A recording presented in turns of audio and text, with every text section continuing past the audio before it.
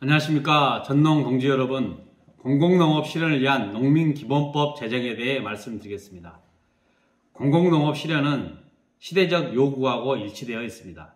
먼저 여기서부터 이야기를 시작하겠습니다. 새로운 시대, 새로운 환경이 만들어지고 있습니다. 그러한 것을 몇 가지 말씀을 드리자면, 먼저 세계적으로 신자유주의 체제가 급속도로 무너지고 있습니다. 미국식 자본주의는 문제가 있다. 이런 의식들이 굉장히 높아지고 있습니다. 이걸 극적으로 나타나고 있는 모습은 코로나19의 대유행을 통해서 표현이 되고 있습니다. 서구 자본주의, 불평등과 불행을 가져오고 있고, 이런 자본주의적 방식, 결국은 우리의 인류의 미래는 아니다. 이런 체제가 아닌 새로운 체제를 만들어야 한다는 사회적인, 국제적인 여론이 끊임없이 이제는 출렁거리고 있습니다. 또한 기후위기에 대한 경각심이 높아지고 있습니다. 단순히 기후위기는 환경 문제가 아니라 우리가 살아온 이 사회가 이런 방식으로 운영되어서는 안 되겠구나. 새로운 운영 방식이 필요하다라는 이런 경각심이 높아지고 있는 것입니다. 또 하나, 지역의 양극화, 지역 소멸이 굉장히 많은 걱정거리가 되고 있습니다. 농촌 사회가 무너지고 있는 것입니다. 또 굉장히 의미 있는 사건은 촛불혁명이었습니다. 국민들이 표 찍어주는 그런 사람이 아니라 주권자로서 당당히 나선 겁니다. 그리고 21대 국회는 이런 촛불혁명의 사회적 흐름을 타고 국민의힘, 수구 세력을 소수 세력으로 밀어내고 개혁을 이뤄낼 수 있는 좋은 환경을 만들었습니다. 헌법을 바꾸는, 개헌을 빼고는 모든 걸 할 수 있는 절호의 기회가 열리게 된 것입니다. 또한 국제적으로도 유엔 농민권리선언이 제정됨으로써 농업에 대한 인식, 농민에 대한 권리, 이런 것이 새롭게 또 이야기가 되고 있습니다. 여기에 맞춰서 농업의 가치관도 변화가 되고 있습니다. 그전에는 농업도 마찬가지로 돈벌이 수단, 그래서 자유무역해서 부족한 것은 수입해서 먹고, 그리고 우리도 시장을 활짝 열어가지고 많이 수출하고 많이 수입하면 되지 않냐. 돈만 많이 벌면은 식량이야 무진장 수입하면 되지 않냐. 이런 거였습니다. 그러기 위해서는 경쟁력 있는 농업 기업을 만들자. 규모 있게 하자. 그리고 농업 정책을 민영화하자. 이런 거였습니다. 그리고 농촌 사회도 도시처럼 만들어가자. 도시화 산업하자. 이런 것이 절대적인 기준이 되었습니다. 거대 도시를 만들고 농촌 사회도 산업시설을 유치하고 이런 걸 서로 경쟁적으로 해왔던 겁니다. 이제 그런 사회가 돼서는 안 된다. 새로운 어떤 농업을 만들어야 한다. 농촌 사회를 만들어야 한다. 이런 의식들이 이제는 높아지고 있습니다. 그러다 보니까 새롭게 나타나는 단어들이 식량 주권, 지역 자립, 공동체, 생태 환경, 공익성, 지역화 이런 겁니다. 지역에 맞게끔, 그 나라에 맞게끔 식량은 자주적으로 주권으로서 실현돼야 된다 이런 겁니다. 그리고 농민들도 기업화하고 자본주의적으로 규모 있게 가는 것이 아니라 함께 살아가는 공동체, 그리고 자연과 함께 살아가는 생태 환경을, 생태 공동체를 만들어야 한다. 이런 의식들이 이제는 높아지고 있는 겁니다. 그리고 농촌 사회도 도시처럼 거대하게 만들고 산업화되는 이런 농촌이 아니라 농촌 사회의 특성을 살리는 그러한 사회로 만들어야 한다. 이것이 결국은 우리 사회의 새로운 대안이 될 것이다. 이런 것들이 이야기가 되고 있는 것입니다. 그럼 농업을 새롭게 전환을 시켜야 되는데 어떻게 할 것이냐. 그것은 우리나라는 법치 국가이기 때문에 당연히 법률을 제정해야 됩니다.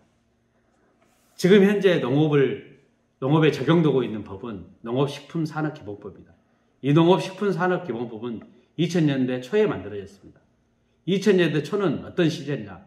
여러분들이 다 알다시피 FTA가 가장 많이 맺어진 시절입니다.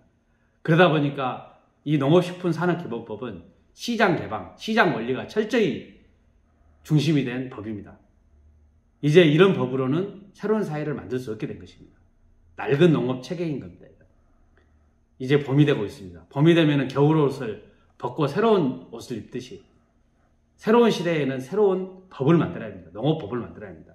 이게 바로 새로운 농업은 공공농업을 실현하는 것이다. 그러면 공공농업이 무엇이냐? 그것은 돈벌이 농업이 아니라 시장 개방하는 농업이 아니라 이제 농업은 공공보험으로 국민의 이익에 맞게끔 모두의 이익에 맞게끔 운영돼야 되는 그런 농업이 돼야 된다. 그러기 위해서는 농업, 농촌, 농민에 대한 새로운 변화를 가져야 된다. 그래서 농민에 대해서는 농민의 기본권을 보장해야 되고 그리고 농업은 공영화해야 되고 어떤 민영화하고 시장에 맡기는 것이 아니라 국가 관리 체계 내에서 운영돼야 한다는 것입니다. 그리고 농촌 사회는 기업의 이익, 그런 개발의 목표 이것이 아니라 지속 가능한 농촌 사회로 운영돼야 한다. 이게 공공농업의 핵심적인 내용입니다.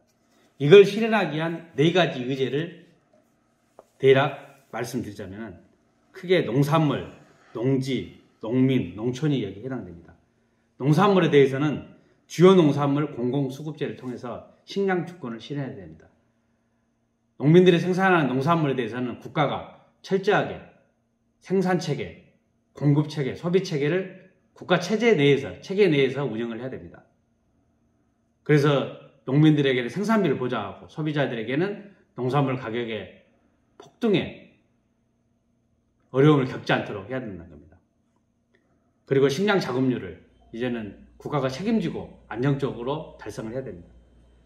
농지에 관련해서는 이번에 LH 사태에 봤듯이 농지는 국가 책임하에서 소유되고 관리될 수 있도록 해야 됩니다. 비농민 소유의 농지는 몰수하고 이제는 농민들에게 이것을 관리할 수 있도록 줘야 됩니다.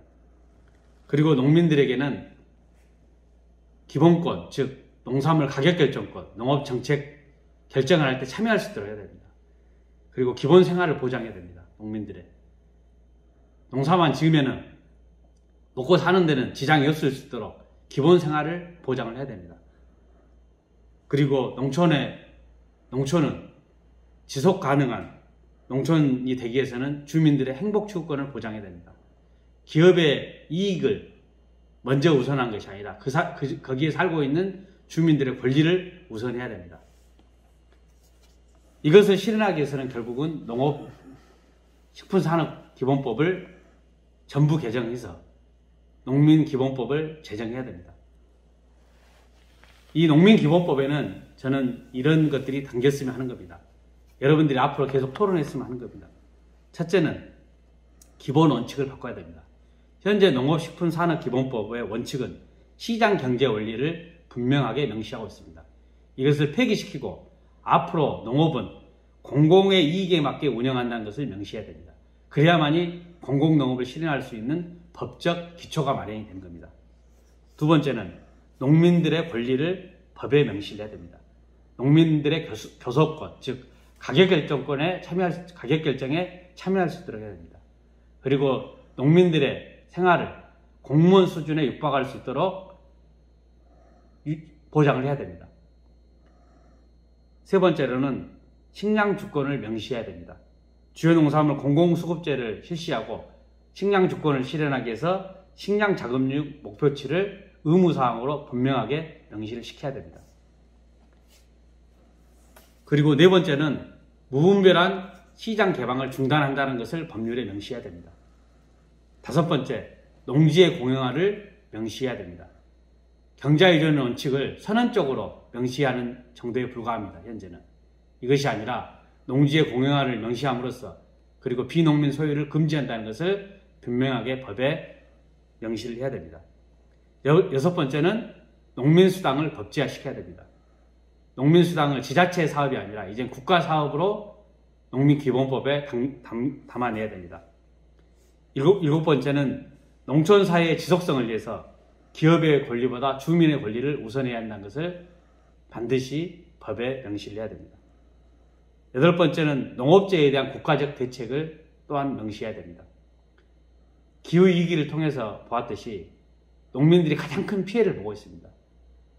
기후위기는 자본가들이, 대기업들이 만들어 놓고 그 피해를 농민들이 보고 있는데 당연히 이것은 국가가 책임지고 해결을 해야 됩니다. 아홉 번째는 여성 농민들의 권리가 선언적으로 명시될 것이 아니라 앞으로 농촌사회에 모든 분야의 여성의 권리가 보장될 수 있도록 다듬어져야 됩니다. 10번째, 통일농업입니다. 통일농업은 유엔이라든지 미국 제재 이런 거 관계없이 농업 부분에 있어서는 민족의 이익에 맞게끔 운영된다는 것을 명시함으로써 어떠한 외세라든지 어떠한 국제 환경이 흔들리지 않도록 이것을 해야 됩니다.